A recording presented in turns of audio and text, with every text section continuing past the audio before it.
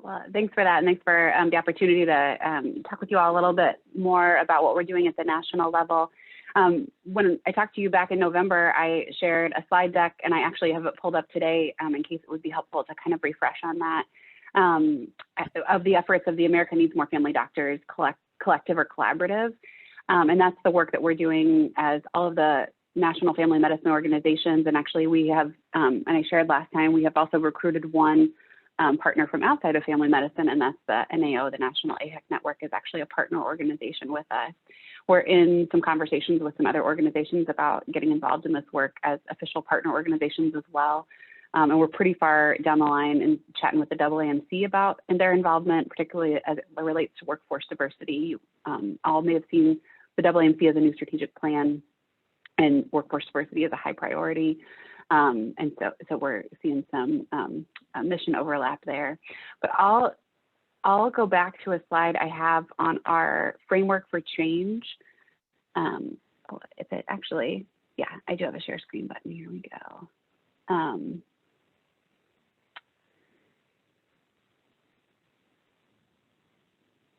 Just as an opportunity to remind you all, my screen has frozen a little bit, but I hope, can you still hear my audio? Yes. Okay, good. I even came into the office today to make sure I wouldn't have problems with connections, but it's funny that that still happens anyway.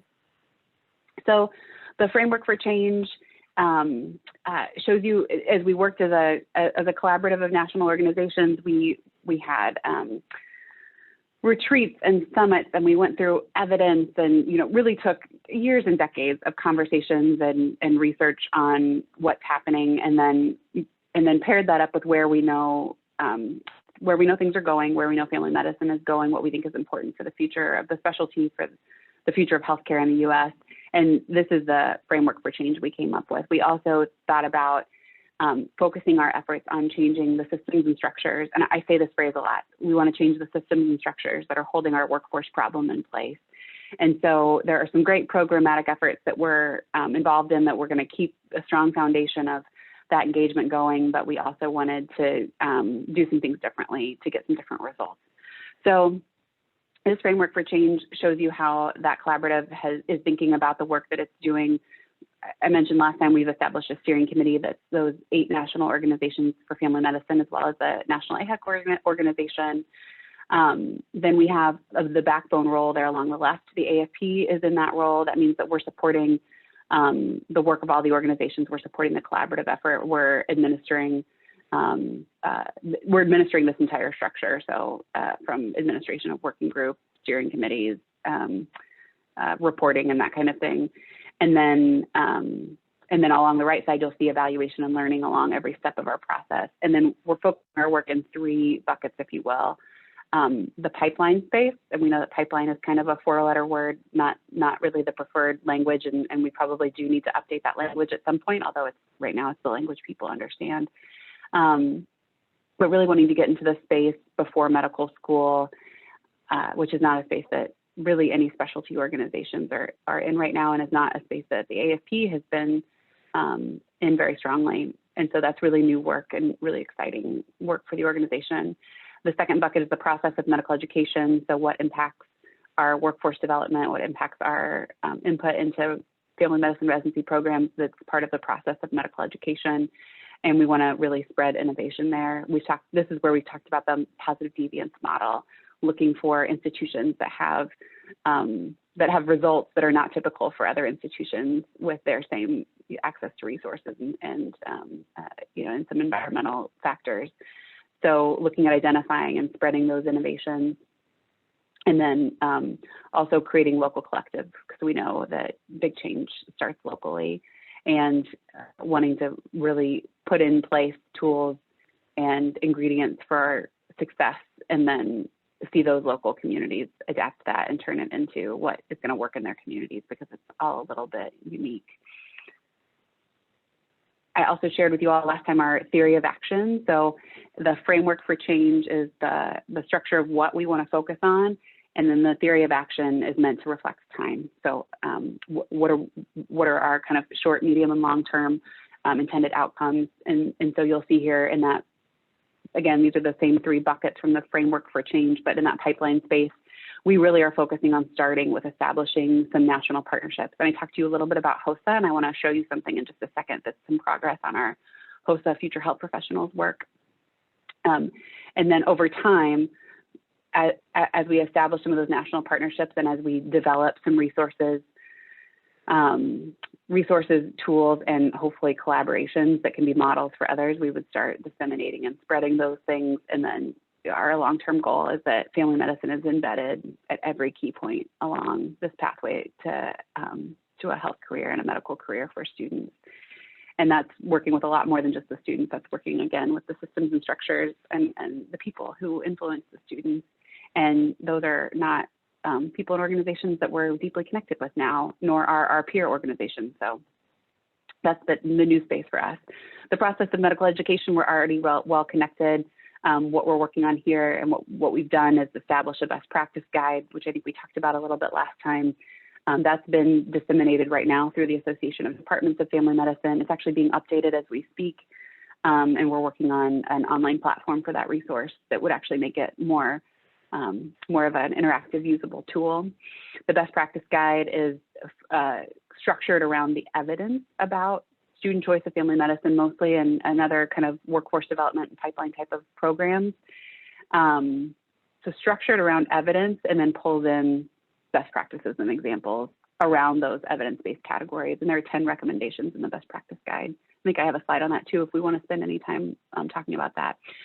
But our idea for the short term here is that we would first capture and leverage that existing evidence to offer advice and support to medical schools, just so that they would have access to what already exists, really easy access to what already exists, and could use that for their own institutional purposes. We also have a tool that we're working on getting into, again, a usable format that's an assessment that a medical school could do to kind of see where am I in terms of what all I could be doing, and what do I have, and what can I think about having later. And then over time that we would be able to actually scale those. Our medium term here is that we'll actually test some new interventions, and then the long term would be that we scale the interventions that work. And then with the local collaborative action, we want to start working through some of our chapters. And so I'm glad to see Molly and the Pennsylvania chapter here. Some of our chapters are really well positioned to support their communities and to actually be the convener of some of these really creative community partnerships to advance workforce, advance student opportunities, and address inequities in our education systems as well that perpetuate some of the problems that we have in our own pathways to medical school. And so we want to start with a few of those communities. We want to take some of these ingredients that we're developing, mostly in the pipeline space probably, and add those into those communities and work with our chapters to create some local kind of incubators for some of those resources. We don't want to walk into these communities and just say we want a seat at the table. We want to know you all and help you. We want to do those things, but we also want to bring some value. So we're working on developing, and that's what I'm going to show you in just a minute, some curricular resources for high school students, so that we can go into these communities and say, we've got some cool stuff for your students. We want to offer you, and we want to support you, and we also want to help give them access to family physicians, because that's what's really powerful, is shadowing opportunities, mentoring opportunities, and then use that to start that partnership, start that relationship, and leverage it to build some more creative partnerships in those communities and support the work that organizations are already doing in youth development, student development, and be a part of that. So we have an idea to start with about 3 states, so that we're actually debating whether we should have the number 3 in our action plan or not. It's one of those hot group debates, take out the number or not. But right now we're talking about 3 chapters. Short term would be engaging local partners. Longer term would be to engage policymakers, and maybe to engage at the state level, and eventually here as well, scaling and spreading those interventions.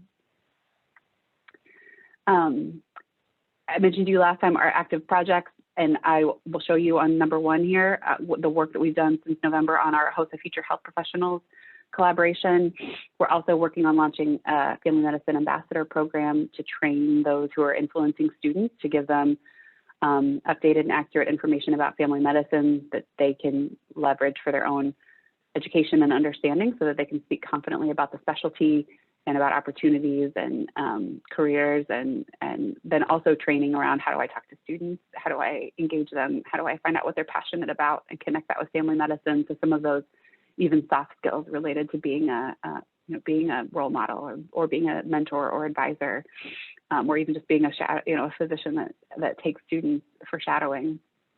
So we'll have that set of resources probably available over the next year and a half. We've engaged with one national partner. I can't remember if I shared with you that this was in November.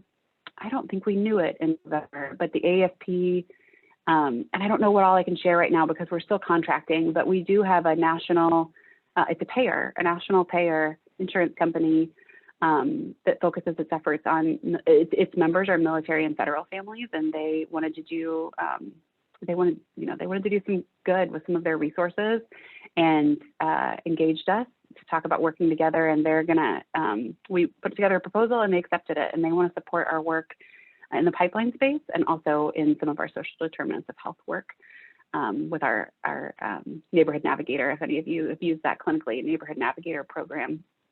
But in the pipeline space, they're going to support development of this ambassador program, and they're also going to support development of some curricular resources for high school students that we can add into these communities.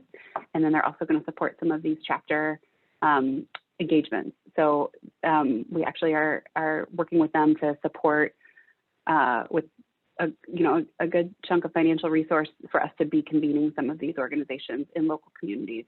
So we're pretty excited about that partnership. It kicks off, we're contracting now, it kicks off in June, and then we'll be in development over the next year, which is why I say I think it'll be about a year and a half before the ambassador program is ready, because I think it's going to get wrapped up into the development of that project. We will be able to leverage that though for all of our work with HOSA and other organizations as well. Number 3, we talked a little bit just a minute ago about the best practice guide. Number 4, the Learning and Action Network is the next step beyond the best practice guide, where we actually will have medical schools involved in efforts to test interventions and be supported by a community of schools that have tried some of those things and can learn from and support each other. And then that we'll be also, evaluating and measuring across that community. So we'll be able to capture and leverage what the community learns. And then number 5, we've talked about these locally led collaboratives that we want to be spearheading and engaging. So HOSA Future Health Professionals, this is the slide from last time. It's a large organization. It's the equivalent of DECA for business students or FFA for farming students, organization that's in the high school space. They have like 5,000 student chapters, and you can see here 245,000 student members. And so they have all these advisors, state advisors and local school and group advisors who are health, or science faculty at high schools or high school counselors, really influential people with high school student audiences. And we are developing resources for their organization to take family medicine to those advisors and to those students. And so what I want to do is show you here, I actually want to show you I'm going to stop sharing for just a second so I can navigate to it with all my controls. I want to show you what we've started developing for our curriculum with HOSA. While I'm pulling this up, does anyone have any questions? Ashley, is there a draft of the best practices guide to share? There is, and actually, I'm glad you asked that. I just was bugging ADFM about that this week, because we are responding to the Coalition on Physician Accountability has an open call right now looking for innovations in UME to GME transitions. And we're actually sharing the best practice guide on behalf of family medicine with that committee. We had a big debate about, are we giving away some of our secret sauce of the work that we do for career exploration in family medicine? But we also think that really some of the work that family medicine departments do is leading the way, and that as a service to our students, our 37,000 student members, and to our academic community, we want to give the committee that's working on that work our best ideas. So I've been bugging them because we're trying to give them the most updated version of that guide. So I will have an even more updated version. It's supposed to be today, coming to me from Sam over at ADFM. So I will Excellent. share that Thank with this you. group when I have it. Appreciate it. Thanks. Yeah. Okay, here is the, and this is the last thing I'll share with you all before I quit taking too much time, but I'm happy to, I'm looking forward to our brainstorming together. So this is our first step with HOSA. We've developed a career knowledge test. So HOSA does these competitive events with students, and some are written tests, some are hands-on, and we're actually working on a hands-on, it's called a competitive event in family medicine, where students will actually shadow family physicians, write reflective papers, and potentially do community projects. And we actually are standing up a working group that Susan Anderson, family medicine department chair from University of South Dakota, is leading, and we're recruiting just a few more people to that working group, and it's on its way right now as we speak, and they'll be working on the competitive event. But this career knowledge test is the first step. So now officially, right now, HOSA students can go to and HOSA advisors can go to their resources, and as they're picking what they want to participate in for the year, they can find a career exploration program in family medicine. This is just the written test piece. So they'll come to this page they'll be in the HOSA website. It'll direct them here if they want to participate in this. And then we've created this great website that basically says, hey, HOSA, students, we know you and we want to talk to you.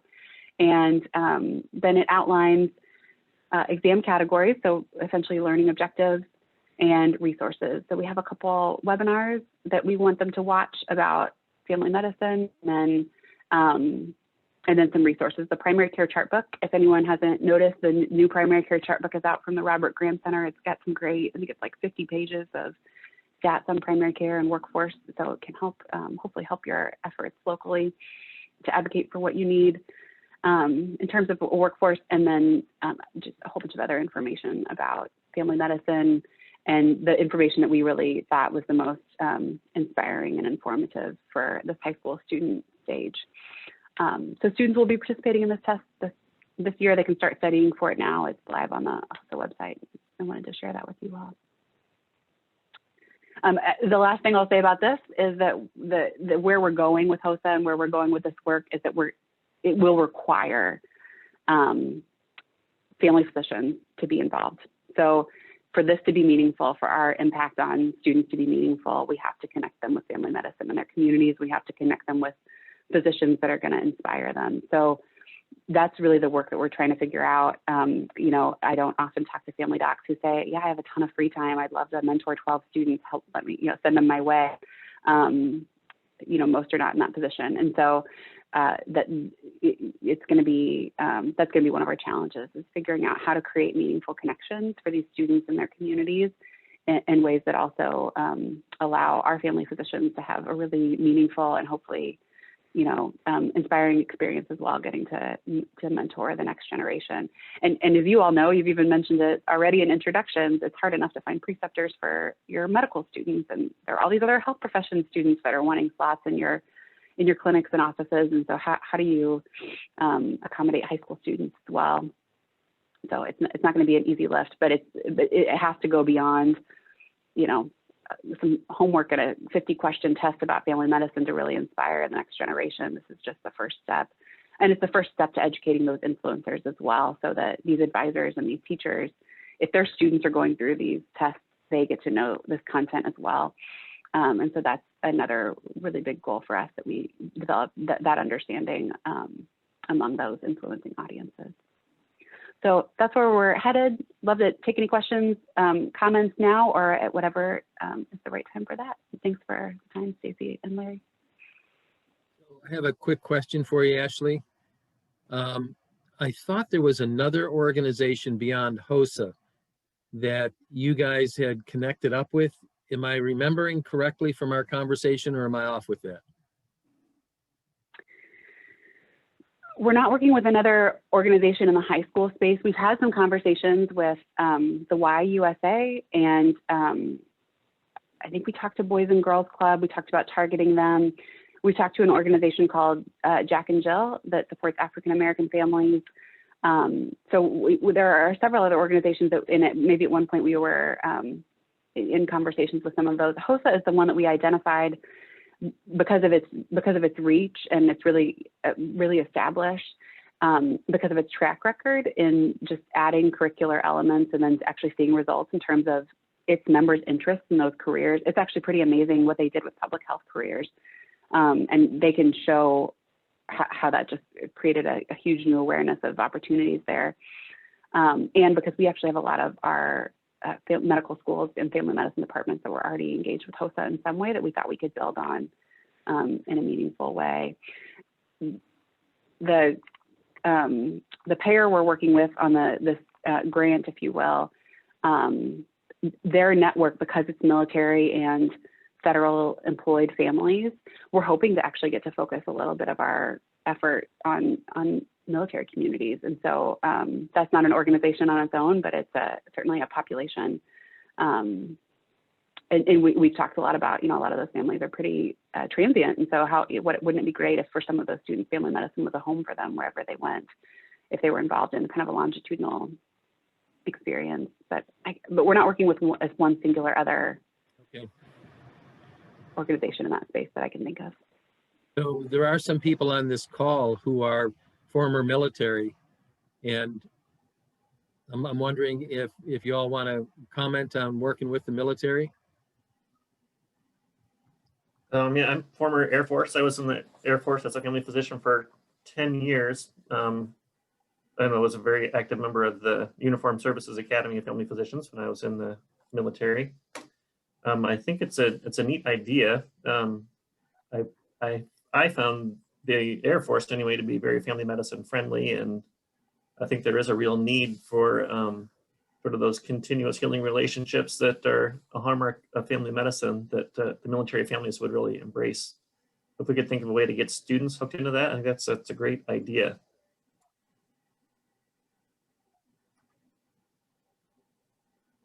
At Winslow, yeah, I think, one of the things I'm encouraging my clinicians to do is look at their own practice and see who they're taking care of in their own patient base that they're in. Because, we're in medically underserved areas. I would love to pull kids from those areas, mentor them, train them, and then have them go back and practice there. So a lot of times my clinician said, well, I got to link up with the schools, and I got to go meet with organizations, and I've got to, I'm going, no, you don't have to do all that stuff. Look at who you're looking at in your office every day. Find those that have that temperament and that inclination and the academic capability to excel, and then start mentoring them in grade school if you want to, and then help them move along in their career aspirations. Even after they go away to school, still stay connected with them. It seems to me that's a more practical way to do this, because you already have a relationship established, than to go off into external sites and try to set things up which may or may not have continuity attached to them. But if every family physician did that in every family physician's practice, we'd probably find those kids who have the capability of ultimately themselves moving into a career decision that might fit that. So just throwing that out there. I don't know that we always have to go through institutions to make this happen. We may just have to look at our schedule of patients that day and determine from that where our best opportunities are. Just throwing that out there. So AT Still University has the hometown program. I suspect you know about that, Ted, but they go to FQHCs and ask them to recommend people in their respective panels in their communities. And then the kids can apply and they get accepted into AT Still, and then they get, for their third and fourth year, they can go to their many campuses across the country. So I think that's a variation of what you're talking about. Yeah, I mean, a few years ago when I was doing a lecture to medical students, students took a copy of my lecture, sent it to their friends, and one of their friends was a medical student at Harvard who sent me a letter back and said, you in the 5th grade encouraged me to go into medicine as a career choice, and you continually reinforced that while I was a patient of yours at your inner city clinic. And he said, now I'm at Harvard in medical school the 2nd year. And then I connected with him for several summers doing summer projects with me when I was the director of the Ohio Department of Health. But that's that continuity relationship that you're looking for, that you're pulling the kids out of the areas of greatest need, staying connected with them, helping them overcome barriers, and then hopefully putting them back into the best place where they could be working, which is many times their own neighborhoods that they come from. So just one thing to consider as you're doing your work, Ashley, figuring out what's the best way to institutionalize this. I'm always just afraid you're going to go to medical schools, you're going to go to state associations and say, fix this. And they're going to go like, how are we going to effectively do that from where we are? Because we're maybe not the major providers of healthcare or have the major experiences that are necessary. We need preceptors to get engaged and involved somehow in this. Hillary had a question in the chat about the toolkit. I don't know if you can see that, Ashley. Yeah, I can, and I was trying not to multitask too much, but I could answer that question really quickly. So the question is, how will we help these students engage, a local family physician or the community? And I think that to start off, we're going to have to be involved. So with the grant that we're getting, we've actually written into that grant to have coordinating staff involved in the communities where we're standing up this program. The programs that we're standing up are meant to be kind of pilot tests. So we're hoping to really learn a lot from that and to be really, really involved in that. So to see what it takes to make some of those connections. And also that program will have incentive dollars for students to participate and for our physicians to participate. The physicians that participate in our program will need to actually go through our training, the ambassador program that we talked about. So it won't just be a family doc raising their hand and say, sure, I'll take a student, give me $1,000. It'll be kind of specific recruitment of those role models and specific pairing. But that cannot be our long-term plan. We cannot be in every single community trying to have a national hand in all these connections. So we're going to need to figure out how that evolves over time. We will also be standing up a working group to oversee that work as it relates to all these projects are going to overlap. So we'll be doing specific projects for this grant program, but what we applied for the grant was what we wanted to do anyway. We just found somebody who wanted to help us do it. So it is our core work that we had already identified. So we'll be getting members involved, members like all of you. So if you have any specific interest in any of these programs, I know, Stacy, you've chatted with me a little bit before about HOSA. If anyone has any specific interest in any of these programs, I would love to know that so that we can think about you when we come back and look for volunteers to help us design and steer these efforts. So actually, I'm wondering if it's possible to engage with medical students and family medicine residents to expand the pool of potential mentors. And I'm thinking of Renee Critchlow's, I'm thinking of Renee a lot because she's moving here or has moved here, not all that far away from Raj. And she has the ladder program, which she shared with us at one of our meetings. And I'm just thinking, building those rungs that get down to the community level. Just a thought.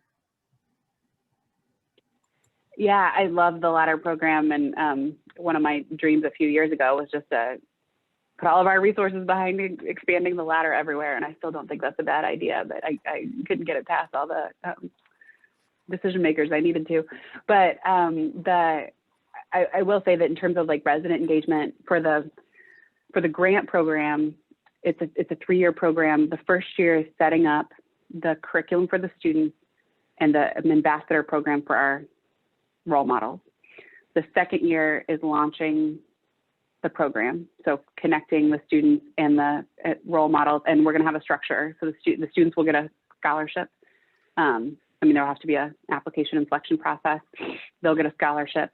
They'll have some required elements. And then the third year will be for the students from the first year that want to continue on to get engaged in a community project. And we're hoping for this amazing convergence of the work that that's also being supported by this payer with our social determinants of health work with the Neighborhood Navigator program, which is a database of community resources. So if you are treating a patient and they need some support for a social determinant of health, you can actually connect them through this database. And we're hoping to leverage the enhancements that are happening with that database. That's the other body of work that this payer is supporting, where we might actually get students involved in community projects leveraging social determinants of health resources. So that's the dream for the maturity of this program. And and what I didn't say related to your question, Larry, is that for that third year, we are expanding the program to pull in resident advisors to those students. So they will have had a family physician in practice as their role model in the first year of the program. And then for their community project, we would be connecting them with a resident advisor. We would be doing some training for that resident about how to support a student developing a community project, and residents have great experience to apply to that anyway. And there would be a financial incentive to support the resident being able to help the student through the project. But the idea is that then it creates that closer connection and that engagement in scholarly work too for the resident, and some exposure for the high school student to somebody still involved in the process of medical education. Now, are they supporting, when you say working with students, are they working with high school students or college students? This program is focused on high school students. We would like to get into the post-secondary space too. This is just our first step. Yeah, so the challenge we've had with working with the high school students, and our AHEC used to do a lot more work in high schools. Now they do more work in early college. The challenge was showing the relationship, and this is I'm going to say something that's provincial, but it's important to deans, showing the relationship between the resources that we were putting into the high school space and how that brought students to Neomed. Now, it might bring more students into the healthcare system, but was it bringing more students to Neomed?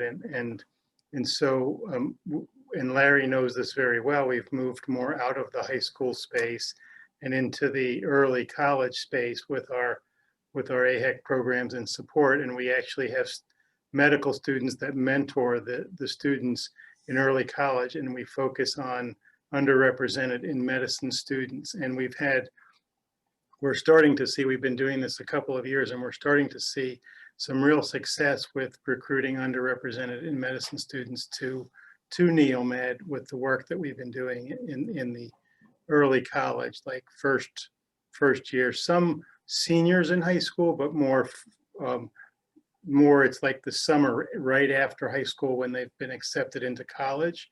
So they're rising freshmen in college, or they're rising sophomores in college, or the folks that we've been working with more. That's great insight. Thank you. So Stacy, I was hoping that Eric would be here by now, but his meeting with his boss must have gone a little longer than he had anticipated. So we could do some brainstorming right now, or we could move up presentations. What is your thought? Yeah, I think we can, I do have another question for Ashley, and then I think we can do some brainstorming now. I would love to get some early thoughts from people about how they think this group could be useful moving this workforce issue a little bit further along. So my question, Ashley, you mentioned this medical school assessment. I'd love to hear more about that and how, if that's ready for prime time and if I can use it. And that's sort of exactly like one of my projects is doing an A3 around student interest. And if you have a tool I can use, I would love it. Yeah, I can send you the tool. It's not very pretty, but it was developed for the ADFM. The AFP developed it. Actually, Stan Kozakowski and I sat in a room and developed it a few years ago. And what we did was basically I was going to say systematic review. It was not a systematic review, but a review of the evidence that existed at the time. And it's just a few years old, but it's so there's probably a little bit that it's missing, but it's still, I think, it's definitely still very relevant. And so we looked at the evidence and then just basically created a list of components. So the tool is an assessment tool that lets you look at essentially an inventory of what you could be doing, not detailed, it's just a list. And you can look at what do I have, and it's categorized. So you can kind of look at what do I have in this space, and you can, the way the assessment's structured, you know, you can say, I don't have it at all, or I have it and it's really bad, or this is working really well. And so it just gives you something to be reflective about. It doesn't tell you what are the right levers for your institution, and that obviously takes a deeper consideration, but it's a place to start. And that's really how I would describe it, as an inventory. We think that the assessment tool paired with the best practice guide, then with some really good strategic planning skills to make connections at the institutional level, can be really great, powerful tools. And so if you start with the assessment, if you do some strategic planning, you decide what you think you need to work on, the best practice guide then can give you some ideas for what to start on. And then the Learning and Action Network, which is not yet stood up, but we're hoping, our goal is for the 2021 to 22 academic year. I feel like that's like tomorrow, but we're still working toward that. That if that Learning and Action Network is stood up, that essentially what departments will be able to do is identify a fellow from their department, a faculty member that they want to champion this work, that becomes part of the Learning and Action Network, that takes on a multi-year fellowship, and that then takes those initiatives of what they want to drive at their institution and is able to work on those with the support of a national community, and that we would be making some deliberate pairings with other institutions that they can learn from, and that we would also be learning from every single institution that's involved. So building on the current evidence and learning new alongside that. What we have not figured out related to the Learning and Action Network, and what we need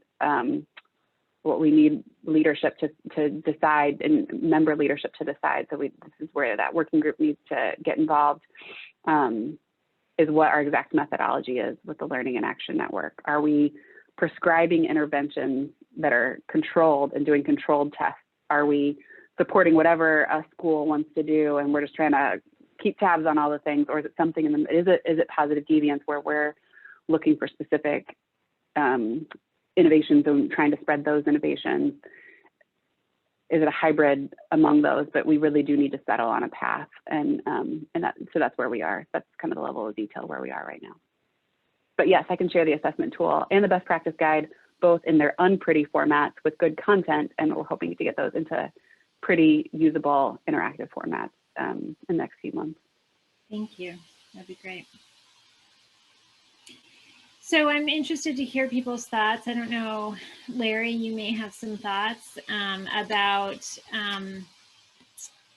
what sort of action steps this group might take. Continuing to learn from each other in formats like this, I think, is fantastic. And Larry's great about bringing us great, innovative best practices that are out there. And it's great to hear more about it. But is there something more that people would like to be doing as a group collaboratively to move past these workforce challenges? Larry, do you have other ideas? Actually, I do. And so let me just throw some ideas out there for your consideration. I'm not recommending these, I'm throwing them out for consideration. First of all, I was impressed when Raj talked about his residency program working with Colgate College. I know a number of family medicine residency programs like Altoona, in Altoona, Pennsylvania. They're working with the Penn State campus in Altoona. And there's a really close connection. The faculty sometimes is providing the student health services, which is, of course, a great way for the students to experience family medicine. But also they teach courses and they mentor people. So one of the things that we might do is identify other residency programs or departments that have relationships with colleges and universities. When Dennis and Andrew Litzcannon come on to the call, they will talk about what Penn State is doing, and that they're connected with 40 colleges and universities, and they've got activity. So I think it's that the connections are already out there. So it's a question of identifying them and beginning to have a conversation. I also thought that in that vein, there are specific colleges if we're interested in underrepresented minorities. So the historically Black colleges, and universities. We've got 2 right here outside of Dayton, and there's a number of them across the country, Meharry and other, Howard and others, and we could intentionally work to develop relationships with them. Just a thought. The thing that Eric is going to talk about is, now that he's at Ohio State, chair of the Department of Health Sciences, he has all of the health profession except medicine, dentistry, and nursing under his umbrella. And through them, they are connecting with the Ohio Extension Service. Land-grant colleges and universities have had these extension services for a long, long time. They're reasonably well funded and stable, and they've been focusing on agriculture, but now they're beginning to recognize the need for the communities that they serve. They need to look at the health professions. So there's a beginning dialogue that's happening that could grow that. And according to Eric, all 50 states have a college or university with an extension service. And it's a way of getting out into the community and doing what Ted talked about. You could, charge those people who are already out there. They know their communities, much like the AHECs do as well in their respective communities, to create a connection. We might also think about intentionally approaching the family medicine deans and associate deans of all the medical schools in the US, and there's a fair number of those now, and begin talking with them. They, up front, they have to be careful about not looking like they're too focused on family medicine, but behind the scenes, they can do a really nice job of helping us to connect and move things forward. I did have one question for the group, and I don't know if anyone knows the answer. Does anyone know the research? Do underrepresented minorities choose family medicine?